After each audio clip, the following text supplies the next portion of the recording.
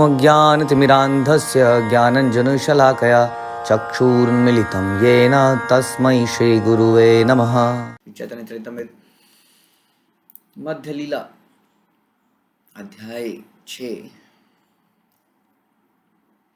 और प्रयास संख्या 130 करते हैं। तो बेसिकली उन्होंने पूछा कि तुम इतनी देर से सुने जा रहे हो और तुमने कुछ पूछा नहीं, तो तुम्हारे मन में क्या है? प्रभु आंसर करते हैं, प्रभु कहे सूत्रेर अर्थ बुझिया निर्मल, तुम्हारा व्याख्या सुनी माया मन हयता विकल। महाप्रभु ने यह कहते हुए अपने मन की बात प्रकट करी। मैं प्रत्येक सूत्र का अर्थ बहुत अच्छी तरह समझ सकता हूँ, किंतु आपकी व्याख्या ने मेरे मन को विचलित कर दिया है और इसलिए मुझे समझ नहीं आ रहा है। इसलिए बड़ा इंपॉर्टेंट है कि हम उसके, जैसे हमने शुरू में डिस्कस किया था कल, के उद्देश्य को समझें। किसी ग्रंथ के उद्देश्य को। भगवत गीता जैसे बोली गई तो स्वयं भगवान कृष्ण ने बोली और उसमें भगवान ने परम ज्ञान दिया, बोला कि मेरी शरणागति में आओ, यही एकमात्र धर्म है। ये पढ़ने के बाद अगर कोई कृष्ण को ना माने तो यानी कि वो भगवत गीता के उद्देश्य से नहीं पढ़ रहा है। इसलिए उसकी जो व्याख्याएं होंगी वो बिल्कुल डिफरेंट व्याख्या होगी, है ना, जो कि उसके उद्देश्य की तरफ बिल्कुल नहीं ले जाएगी, बल्कि किसी और उद्देश्य की तरफ ले जाएगी। तो यहाँ पर महाप्रभु यही कहते हैं कि मैं वेदांत सूत्र के एक एक श्लोक को समझ सकता हूँ, लेकिन जब आप व्याख्या कर रहे हैं वो उस श्लोक से मैच नहीं कर रहा है, कुछ और ही बोल रहे हैं, तो मैं समझ नहीं आ रहा है कि आप क्या बोल रहे हैं, इसलिए मैं कंफ्यूज हूँ, चुप हूँ। तात्पर्य श्रील प्रभुपाद द्वारा श्रील प्रभुपाद की जय। वेदांत सूत्र के श्लोकों का वास्तविक अर्थ तो सूर्य प्रकाश के समान स्पष्ट है, किंतु मायावादी दार्शनिक सूर्य प्रकाश को शंकराचार्य तथा उनके अनुयायियों द्वारा कल्पित व्याख्याओं के बादलों से आच्छादित करने का प्रयास करते हैं। यही समस्या है। जैसे कि कई टेररिस्ट ऑर्गेनाइजेशन छोटे छोटे बच्चों को ले जाती हैं और उसमें से इस्लाम के कुछ चीज़ों को निकाल के उनको उनके अंदर विद्रोह भावना पैदा करते हैं कि देखो ये यहाँ लिखा है, ये देखो मार सकते हैं, दूसरे को मार सकते हैं, है ना। बचपन से ही उनके दिमाग में डाल दिया जाता है गलत व्याख्या करके। वास्तव में इन शास्त्रों में कोई दिक्कत नहीं है, कुरान बाइबल में भी दिक्कत नहीं, लेकिन जिस तरह से इनकी व्याख्याएं ये लोग टेररिस्ट ऑर्गेनाइजेशन या ये लोग करा देते हैं, उससे सारी हेटरेट पैदा हो जाती है। तो वैसे ही बता रहे हैं कि वेदांत दर्शन का जो सूत्र है, उनके जो श्लोक हैं वो बड़े स्पष्ट हैं, प्रभुपाद कह रहे हैं, लेकिन उनकी व्याख्या खास तौर पर शारीरक भाष्य, जिसको लिखा ही इसलिए गया था कि लोगों को कैसे मायावादी बनाया जाए। सूत्रेर अर्थ भाष्य कहे प्रकाशिया, तुमी भाष्य कह सूत्रेर अर्थ अच्छा दिया। वेदांत सूत्र के श्लोकों का स्पष्ट तात्पर्य उन्हीं में निहित है, किंतु आपने जितने अन्य तात्पर्य प्रस्तुत किए हैं उन्होंने सूत्रों के अर्थ को बदल के बादल की तरह ढक दिया है।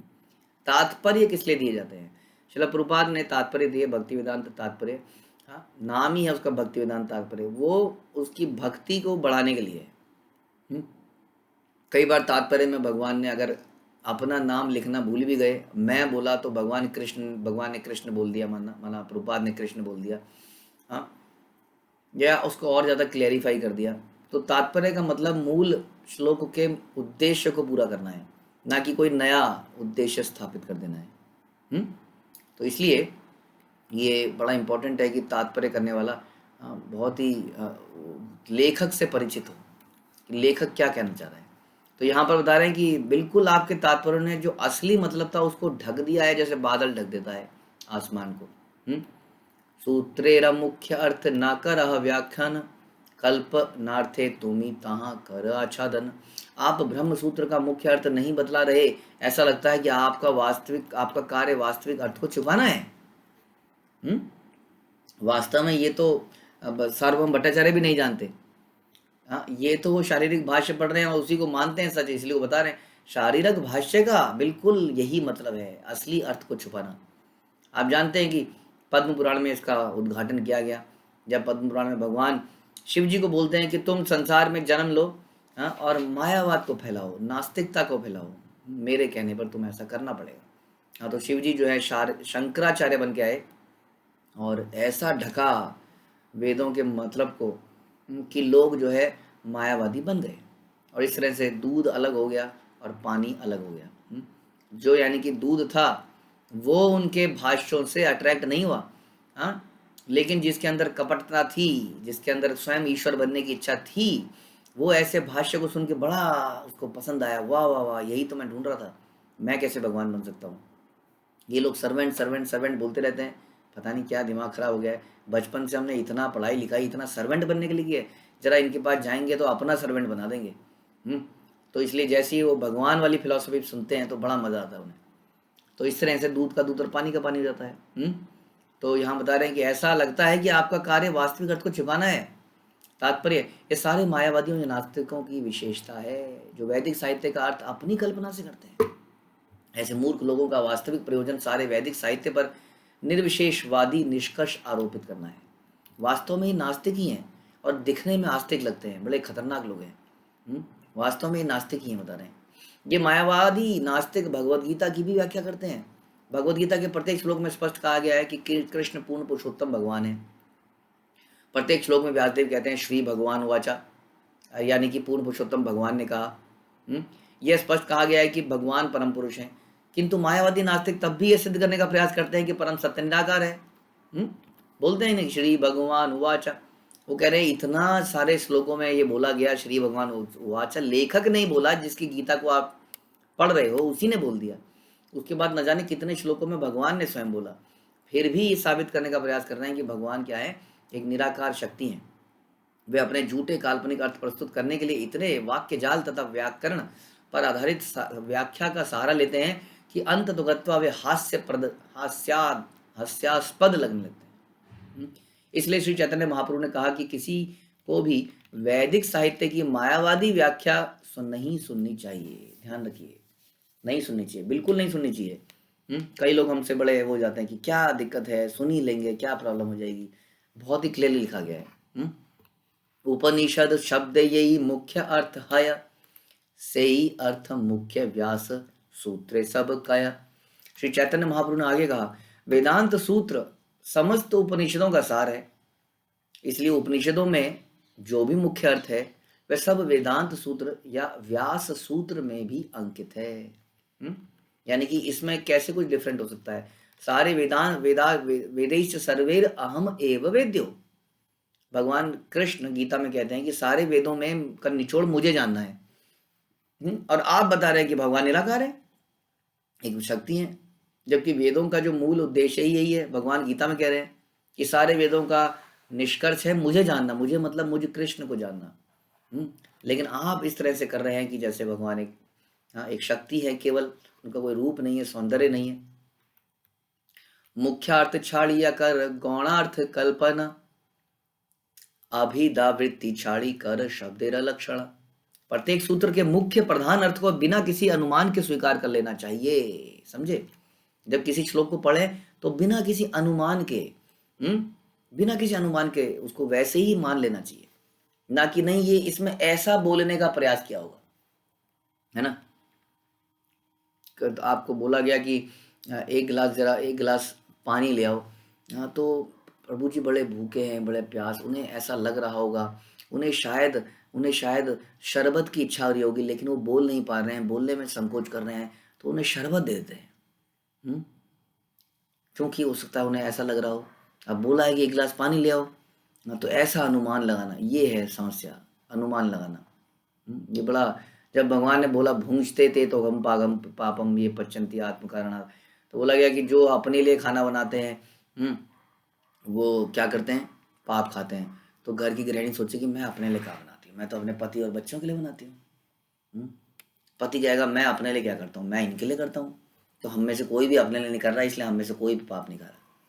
देखिए ऐसे जो है ना, शब्दों को लिटरली ना लेके उनको किसी और तरीके से ले लिया जाता है। अगर उसको किसी तरीके से और भी लिया जाए, उसकी व्याख्या करी जाए, तो उसके मूल उद्देश्य से बड़ा अलग थोड़ी कर सकते हैं हम उसको, राइट। जब भगवान बोलते हैं सर्वधर्मान परित्यज्य मामेकम शरणम व्रज, कि सारे धर्मों को त्याग के मेरी शरण में आओ। आप कहेंगे नहीं नहीं नहीं नहीं, सारे धर्म तो ठीक है, लेकिन ये जो हिंदू धर्म है तो अच्छा है, इसको कैसे त्यागना है।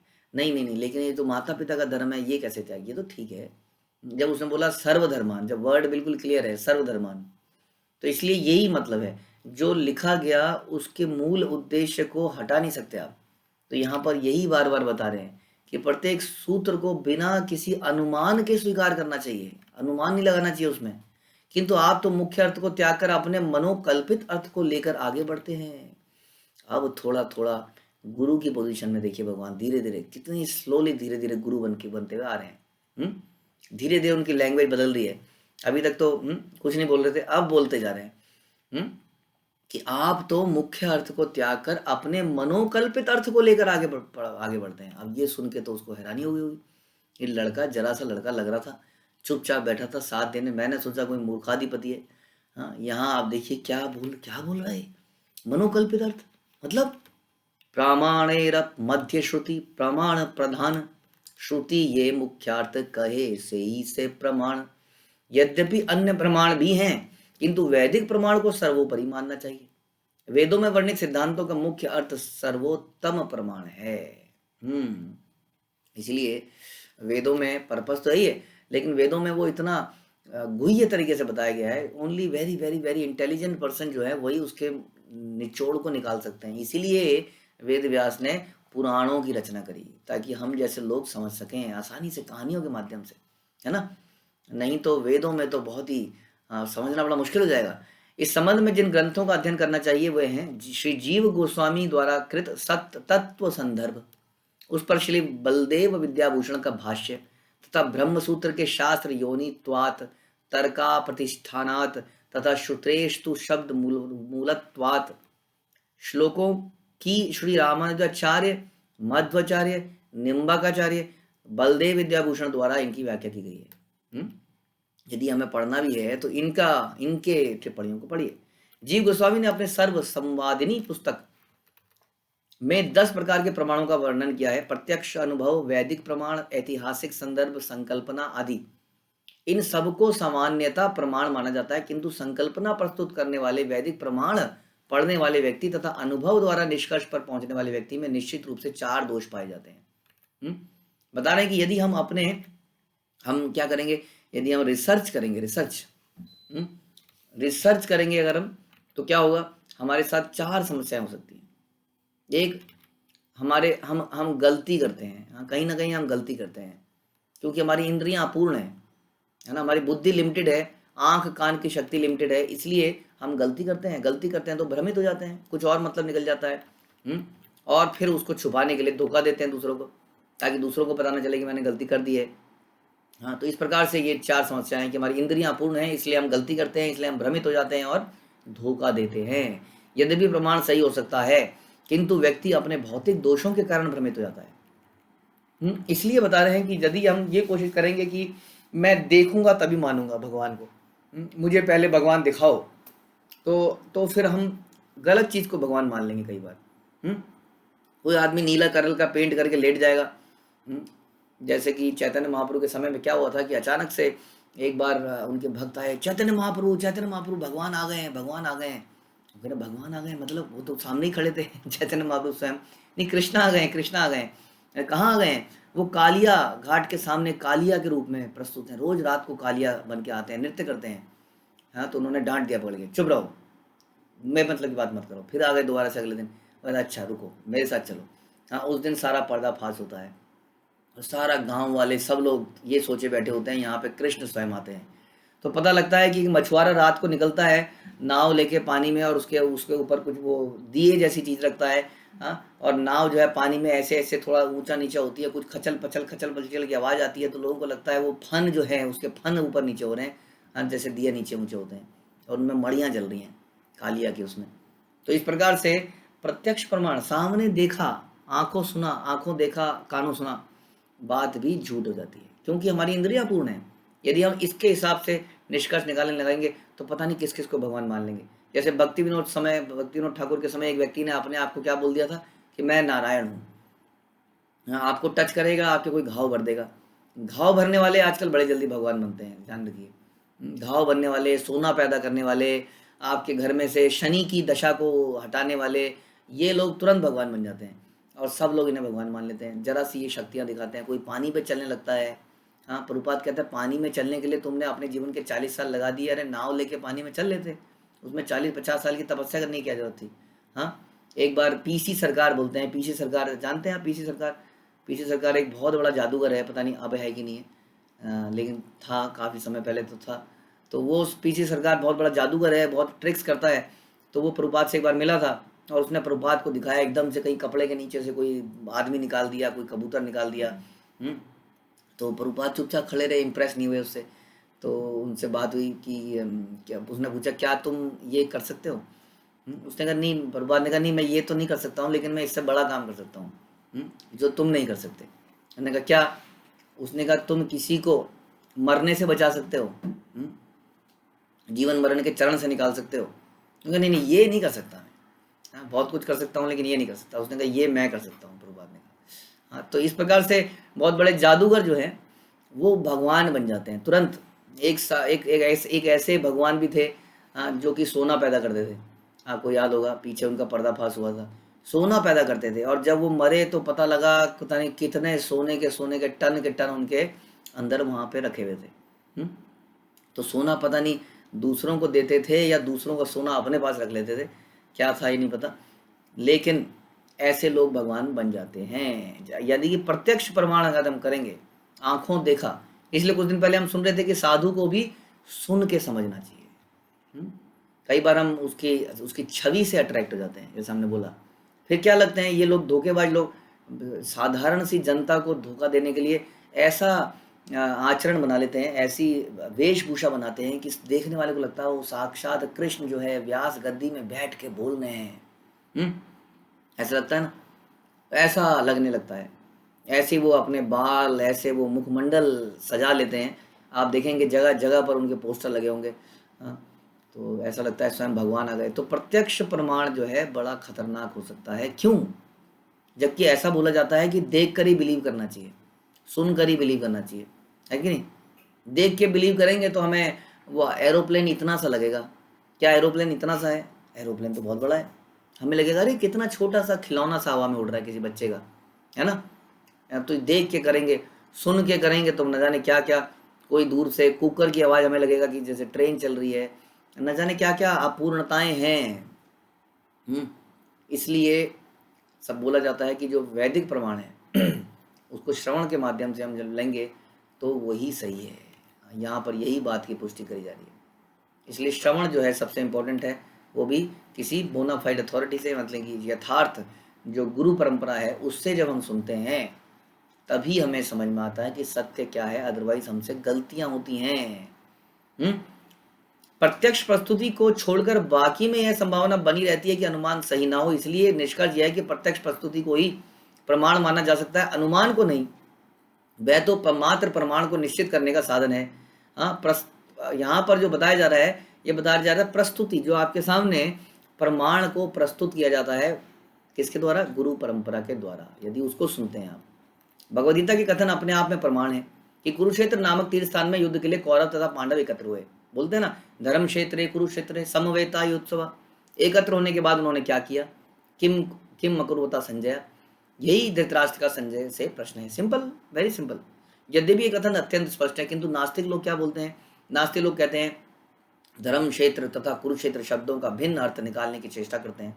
वो क्या बोलते हैं? ये जो है ये पांडव जो यहाँ पर बोला जा रहा है, ये पांडव क्या है? ये पांडव हमारी 5 इंद्रियां हैं, ये पांडव नहीं है। वो बोल रहा है भैया पांडवों ने क्या किया? नहीं नहीं नहीं, पांडव बोल ही नहीं रहे हूँ। यानी कि बोलने वाला मूर्ख है, उसको पता ही नहीं कि बोलना क्या है। तो इसलिए जीव गोस्वामी ने किसी प्रकार की व्याख्या पर आश्रित न रहने की चेतावनी दी। श्लोकों की व्याख्या किए बिना ही उन्हें यथारूप स्वीकार करना अधिक श्रेयस्कर है। जैसे क्रिश्चियनिटी में प्रभुपाद बोलते थे कि क्रिश्चियनिटी में जीसस क्राइस्ट ने बोला कि दाऊ शैल नॉट किल। हाँ, तो उन्होंने लगा किल तो बड़ा मुश्किल लग रहा है, क्योंकि किल तो बकरा तो खाना ही पड़ेगा ना, चिकन तो खाना ही पड़ेगा। तो ये स्टेटमेंट हो सकता है जीसस क्राइस्ट ने किसी और तरीके से बोल दिया हो, यानी कि ही जीसस क्राइस्ट जो इम्परफेक्ट है, इसका मतलब। उन्होंने किल बोला तो किल ज़्यादा मैच नहीं कर रहा। क्यों? क्योंकि लोग कहते हैं वो स्वयं भी नॉनवेज खाते थे। हैं, ऐसा तो प्रमाण नहीं मिलता, लेकिन मिलता, कई लोग कहते हैं मिलता है, कई लोग कहते हैं नहीं मिलता है। तो उस बहस में अगर ना जाएं, तो क्वेश्चन ये है कि क्या उनको अपने शब्दों का चयन करना नहीं आता था जो हमने उसको मर्डर कर दिया? ये प्रभुपाद बोलते थे मर्डर का मतलब होता है मनुष्य को मत मारो। तो कहते हाँ, मनुष्य को मारना तो पाप है, लेकिन मुर्गे को मारना पाप नहीं है। इसलिए दाऊ शैल नॉट मर्डर कर देते हैं। तो इसलिए ध्यान रखना पड़ेगा, जो गुरु परंपरा से शब्द निकलते हैं वैदिक प्रमाण से, उनको एज इट इज लेना चाहिए। जीवेर अस्थि विष्टा दुई शंख गोमया, श्रुति वाक्य से ही दुई महापवित्र हया। चैतन्य महाप्रभु ने आगे कहा कि शंख तथा गोबर किन्हीं जीवों की अस्थियां और विष्ठा ही तो है। क्या है शंख? क्या है? एक जीव की हड्डी है ना। और गोबर क्या है? एक जीव का मल। आप जानते हैं किसी की हड्डी को छू लें अगर हमें, तो हमें स्नान करना चाहिए। अगर हम किसी का मल छू लें तो हमें स्नान करना चाहिए। लेकिन शंख को हम मुंह पे लगाते हैं और स्नान बिल्कुल नहीं करते, बल्कि वो कहते हैं कि जब भगवान का अभिषेक हो रहा हो तो शंख बजाओ। और जब गोबर की लिपाई कर दो अपने घर में, अब तो कह रहे हैं कि हाथ भी मत लगाओ, यहाँ कह रहे हैं गोबर से लिपाई कर दो। एक कोई मृत डेड बॉडी हो, उसको रखने से पहले गोबर की लिपाई कर दो, यानी कि गोबर लगा के जगह शुद्ध हो जाती है और मल को टच करके अशुद्ध हो जाती है। तो इसको एज इट इज लेना पड़ेगा, एज इट इज लेना पड़ेगा, दोनों वाक्यों को लेना पड़ेगा। कहीं पर शास्त्रों में लिखा है कि मल को हाथ लगाते ही स्नान करें, कहीं पे लिखा है कि गोबर से शुद्धि करें, गोमूत्र से शुद्धि करें। अब कोई कहेगा ये तो दोनों विरोधाभास है, आपस में विरोधाभास नहीं है, दोनों बातें सही हैं, आपको दोनों बातें सही माननी पड़ेंगी। शंख तथा गोबर जो है श्रुति वाक्य है कि ये दोनों अत्यंत पवित्र हैं। वैदिक सिद्धांतों के अनुसार अस्थियां तथा विष्ठा सामान्यतः अत्यंत अशुद्ध है। प्रभुपाद कह रहे हैं यदि कोई छू ले तो स्नान करना चाहिए। फिर भी वेदों का एक कथन है कि पशु की अस्थि होने पर शंख तथा पशु की विष्ठा होने पर भी गोबर अत्यंत पवित्र है। स्वतः प्रमाण वेद सत्य यही कया, लक्षण करीले स्वतः प्रामाण्य हानि हय।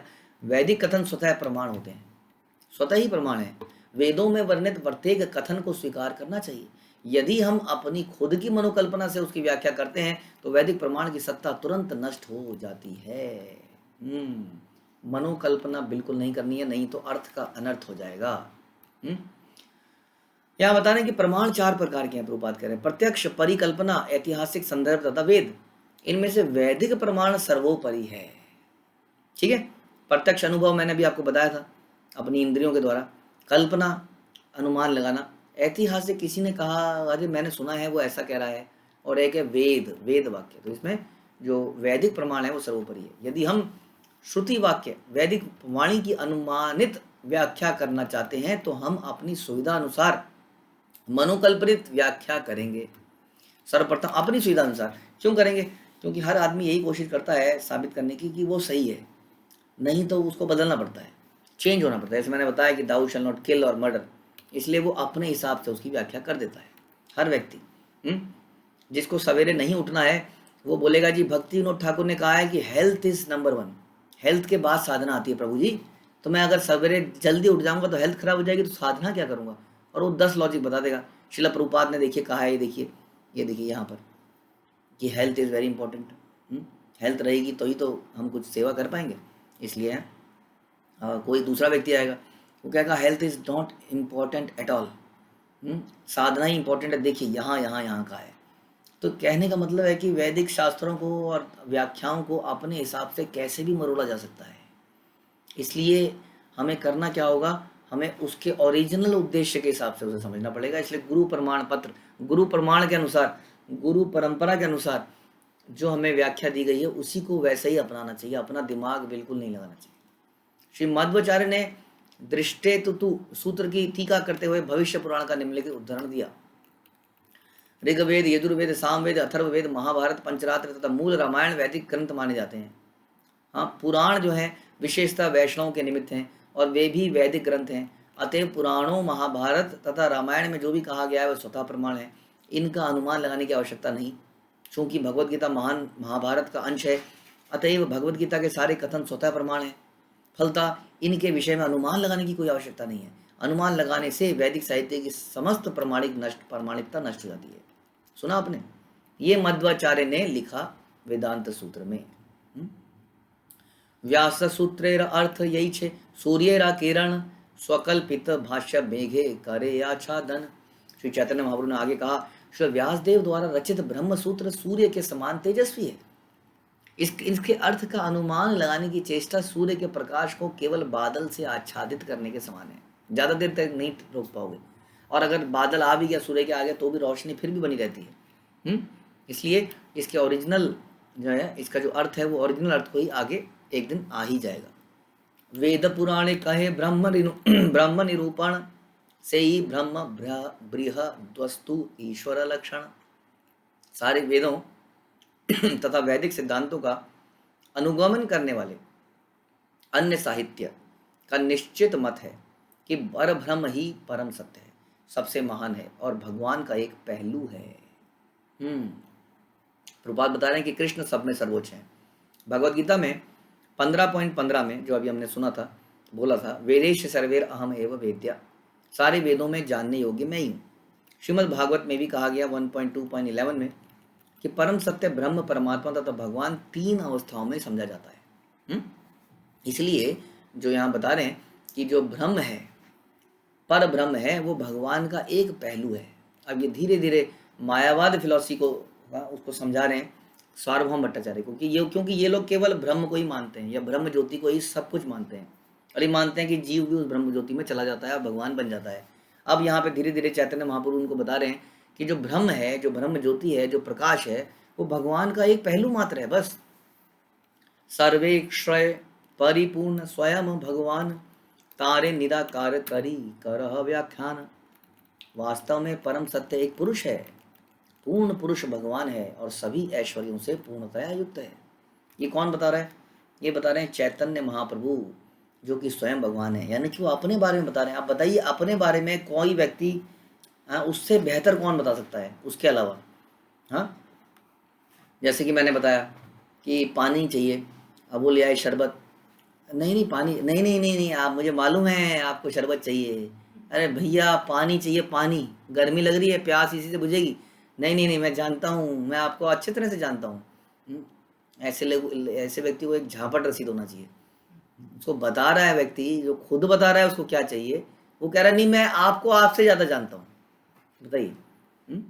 तो यहाँ पर चैतन्य महाप्रभु स्वयं बता रहे हैं अपने बारे में। क्या बता रहे हैं? कि पूर्ण पुरुषोत्तम भगवान है और सभी ऐश्वर्यों से पूर्ण है, और वो एक व्यक्ति है।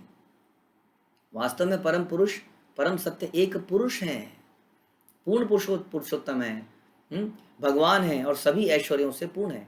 आपकी व्याख्या जो है, आप उनकी व्याख्या निराकार तथा निर्विशेष के रूप में कर रहे हैं। ब्रह्म का अर्थ है ब्रह्मत्व, अर्थात सबसे महान पूर्ण पुरुषोत्तम भगवान कृष्ण है। उनमें सारी शक्तियां हैं, सारे ऐश्वर्य विद्यमान हैं। अतएव परम सत्य जो सबसे महान है वही पूर्ण पुरुषोत्तम भगवान है। कोई चाहे ब्रह्म कहे चाहे पूर्ण पुरुषोत्तम भगवान करे, एक ही बात है।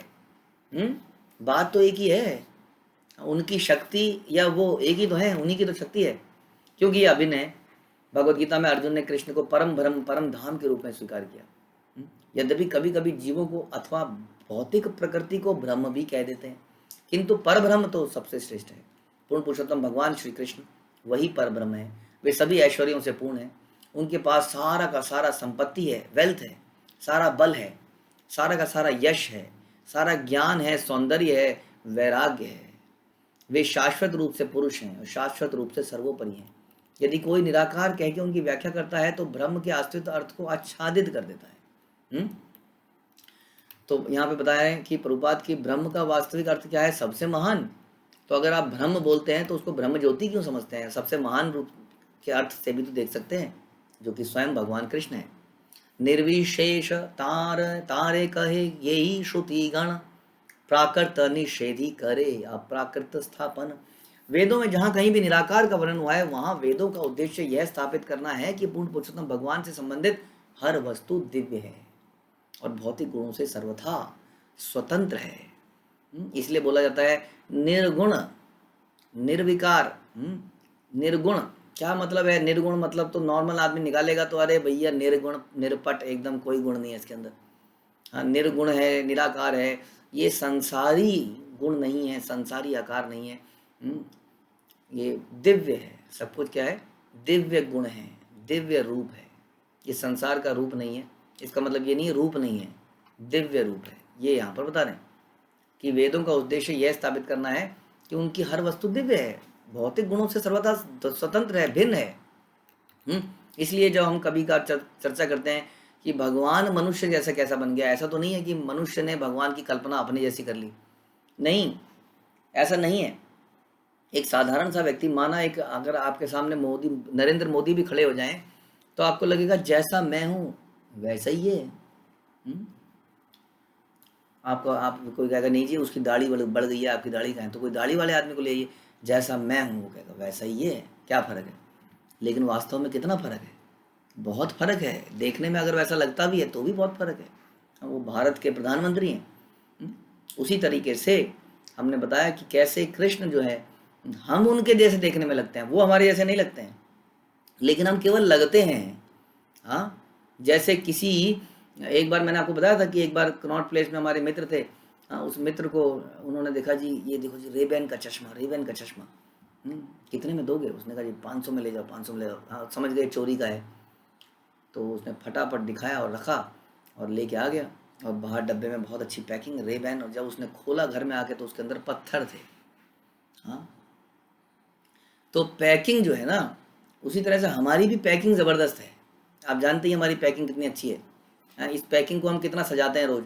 पैकिंग के ऊपर आपने कभी अपने घर में कोई गिफ्ट मिले तो उस पैकिंग के ऊपर क्रीम पाउडर लगाते हुए देखा है? लेकिन मनुष्य एक ऐसा व्यक्ति है जो पैकिंग के ऊपर रोज क्रीम पाउडर लगा लगा के पैकिंग को ही घिसता रहता है। कितना महान है मनुष्य। रोज पैकिंग, कोई गिफ्ट आपको मिले, आप गिफ्ट को रोज धूल चमकाते रहो, उसकी उसमें शाइन आते रहे, उसकी पैकिंग में उसको चमकाते रहो, लेकिन अंदर पता लगा अंदर एक खरगोश था, बेचारा अंदर ही मर गया। क्योंकि आप पैकिंग को चमकाते रहे। हम्म? तो हमारी भी पैकिंग ज़बरदस्त है, लेकिन जानते हैं कि जब मुंह से सवेरे निकलता है तो क्या सड़ांध निकलती है, कान से निकलता है तो सड़ांध निकलती है, आँख से निकलता है तो गंदगी निकलती है। सवेरे मल त्यागते हो, पीछे से, आगे से, जहाँ से कोई भी छेद है उसमें से गंदगी बाहर निकलती है। हाँ, कई बार नालियाँ कहीं अटक जाती है ना, क्या निकलता है उसमें से, है ना? नालियों के अंदर कितना सोफिस्टिकेटेड संसार लगता है जब तक सीवरेज सिस्टम सही चल रहा है। और जहाँ सीवरेज सिस्टम ब्लॉक होता है, घर के अंदर बाथरूम से पानी पीछे बैक मारता है, ओ हो, बदबू, पॉटी, तब लगता है क्या नरक है संसार। नहीं तो क्या फर्स्ट क्लास टाइलें, और जैगुआर की सीटें, और क्या क्या हिंदवेयर की सीट, तब बढ़िया चमकता हुआ लगता है। जहाँ कहीं पाइप ब्लॉक हुआ और पॉटी वापस आई, हाँ, हिंदवेयर की उस सीट में, तो सारा हिंदवेयर बेकार हो जाता है कि नहीं? तो ये हमारी सच्चाई है जो कि छुपी हुई है, ढकी हुई है। इसलिए हम भगवान जैसे कैसे हो सकते हैं? हाँ, हम पढ़ते हैं ऋषभ देव के केस में कि ऋषभ देव जब मल त्यागने की लीला भी करते हैं तो भी कई मील दूर तक उसकी सुगंध आती है, जैसे कस्तूरी में सुगंध आती है। बताइए, मल में जब इतनी सुगंध आए, और हमारे मल में क्या आता है आपको मालूम ही है। अपने मल की बदबू तो नहीं लगती, किसी दूसरे के मल की सूंघेंगे तो लगेगी। हम रोज अपने बाथरूम में जाते हैं तो लगती नहीं है, कोई दूसरा जाता है उसके बाद पता चलेगा कि क्या बदबू है, और फिर सोचिए कि ये है भगवान। हाँ, ये है नारायण, दरिद्र नारायण। इस प्रकार से हमारी पैकिंग ज़बरदस्त है, लेकिन हमारा शरीर भगवान जैसा बिल्कुल नहीं है। ऐसा हमें लगता है कि भगवान भी हमारे जैसे हैं। ठीक है, तो यही यहाँ पर बताया जा रहा है। पूर्ण पुरुषोत्तम भगवान के विषय में अनेक निर्विशेष कथन मिलते हैं। यद्यपि जैसे कि बताया गया श्वेताश्वर उपनिषद में, यद्यपि भगवान बिना हाथों वाले हैं, बिना पैरों वाले हैं, फिर भी वे यज्ञों की सारी आहुतियाँ स्वीकार कर लेते हैं। यद्यपि उनकी आंखें नहीं है फिर भी वो सब कुछ देख लेते हैं। यद्यपि उनके कान नहीं है फिर भी वो सब कुछ सुन लेते हैं। हाँ, जब यह कहा जाता है कि भगवान के है हाथ नहीं है, पैर नहीं है, तो सोचना चाहिए कि वो निराकार निर्विशेष हैं। ये नहीं सोचना चाहिए, बल्कि ये सोचना चाहिए कि उनके आंखें, उनके हाथ, उनके पैर हमारे जैसे नहीं हैं, दिव्य हैं। ये सबसे इंपॉर्टेंट बात है। प्रत्युत उनके पास ऐसी आंखें हैं जिनसे वो भूत, वर्तमान और भविष्य को ब्रह्मांड के कोने कोने में, सारे जीवों के हृदय के कोने कोने में झांक सकते हैं। हम अपने आंखों से कंपेयर करने लगते हैं, हमें लगता है कि कैसे हो सकती हैं आंखें, हमें तो दिखता नहीं कुछ किलोमीटर दूर का, वो कहाँ वैकुंठ में बैठे हैं, वो यहाँ कैसे देख लेते हैं। इसलिए हमें लगता है नहीं नहीं, आंखें है ही नहीं, कुछ और चीज़ है ये। हमने आपको एक बार परम पूज्य राधा गोविंद महाराज का एक वो बताया था स्टोरी, कि जिसमें कि वो एयरपोर्ट में बैठते हैं। हाँ, और एयरपोर्ट में वो एकदम से उनकी वेशभूषा देख के उनको एक एयरपोर्ट का हेड, कोई बड़ा सीनियर ऑफिसर अपने रूम में बुला लेता है, बैठा लेता है कि आइए जी बैठिए। तो उसका मस्खरी करने का मन होता है। मुस्लिम था वो व्यक्ति पूछता है कि मैंने सुना है कि तुम लोग पत्थर को पूजते हो। शुरुआत ही यहीं से करता है। तो राधा गोविंद महाराज खड़े हो जाते हैं और ज़मीन पर जोर से पैर पटकते हैं, कहते हैं देखो मैं तो पत्थर को मार रहा हूँ, हम पत्थर को नहीं पूछते हैं। किसने कहा तुम्हें ये बात? और उसने ऐसा आंसर कभी सोचा नहीं था सपने में कि कोई ये आंसर देगा। क्या कहा, मैं अभी फरस में चलता आ रहा हूँ, मैंने जूते पहने, देखो मैं फरस को पटक रहा हूँ। किस गधे ने तुम्हें कहा कि हम पत्थर को पूछते हैं? और इस तरह से उनकी डिस्कशन चालू हुआ और अचानक से डिस्कशन करते करते एकदम से नमाज का टाइम हो गया। वो बंदा खड़ा हुआ, तुरंत उसने नीचे बिछाया और बैठ के नमाज पढ़ने लगा। ऐसे करके कुछ बोलने लगा, बुदबुदाने लगा। तो जब उठ के आया तो राधा गोविंद महाराज क्या कर रहे थे? उन्होंने कहा नमाज पढ़ रहे थे।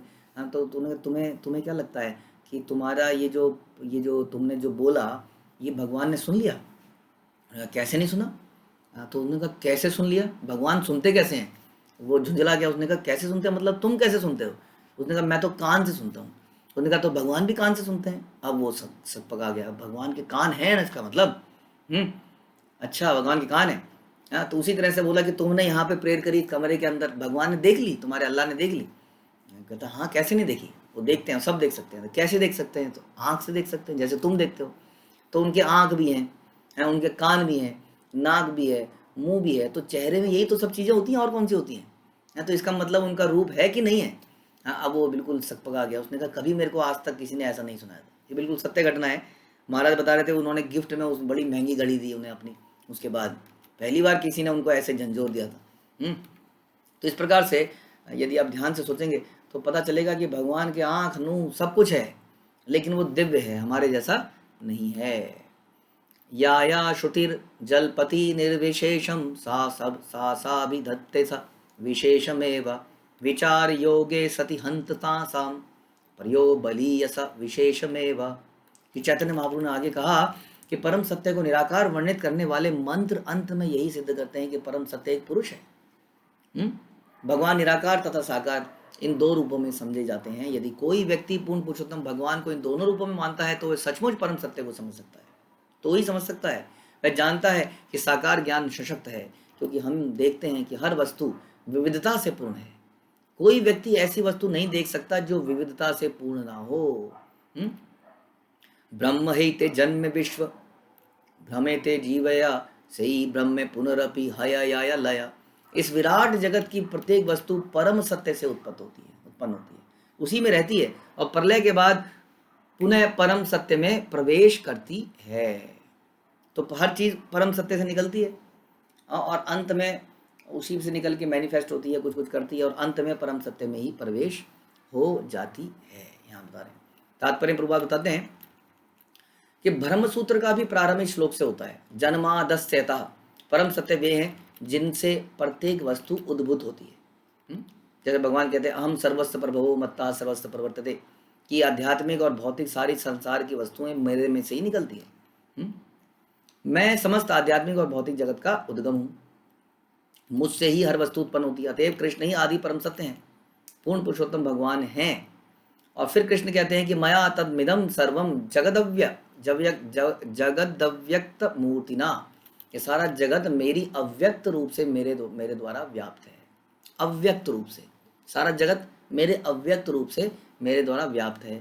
हाँ, जैसा कि ब्रह्म संहिता में भी कहा गया गोलोक एवं निवसत्य खिलात्म भूता, यानी कि यद्यपि भगवान सदैव अपने गोलोक धाम में रहते हैं फिर भी वे सर्वव्यापक हैं। यानी कि निराकार और आकार दोनों की बात कर रहे हैं। उनका सर्वव्यापक पहलू निराकार माना जाता है, सर्वव्यापक पहलू निराकार माना जाता है, क्योंकि सर्वव्यापकता में भगवान का साकार रूप दिखाई नहीं देता है। विराट रूप में भगवान का साकार रूप दिखाई नहीं देता है। वास्तव में हर वस्तु उनके शारीरिक तेज की किरणों पर आश्रित है।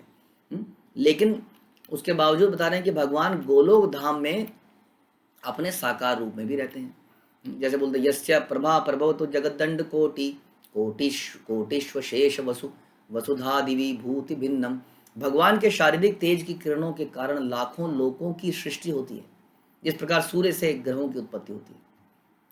हाँ, तो इस प्रकार से ये बड़ी डिटेल्ड एनालिसिस है, नॉलेज है। भगवान इतना बोलेंगे आपसे, उससे इतना बोलेंगे कि अब तुरंत जो है उसके ऊपर इतना ज़बरदस्त प्रभाव पड़ेगा। जैसे कि राधा गोविंद महाराज ने थोड़े से चर्चा से उस आदमी को बदल दिया था, वैसे ही श्री चैतन्य महाप्रभु अपने इन लॉजिक से पहली बार उसकी आंखें खोलेंगे जिससे आज तक किसी ने खोली नहीं थी। लोग जो है शर्मा जाते हैं भगवान को एक रूप देने में। उन्हें लगता है कि भगवान सर्वशक्तिमान है, इनको रूप कैसे दे सकते हैं? रूप देके तो आपने लिमिट कर दिया, इसलिए वो उसको एक शक्ति के रूप में मानना चाहते हैं। लेकिन हमारे शास्त्र कहते हैं कि भगवान एक शक्ति के रूप में भी विद्यमान है और साकार रूप में भी विद्यमान है, जिनसे प्रेम किया जा सकता है, जिनसे आदान प्रदान किया जा सकता है, जिनको भोग लगाया जा सकता है, जिनके साथ नृत्य किया जा सकता है। तो यही समझने की आवश्यकता है। श्री चैतन्य चरितामृत की जय। श्रील प्रभुपाद की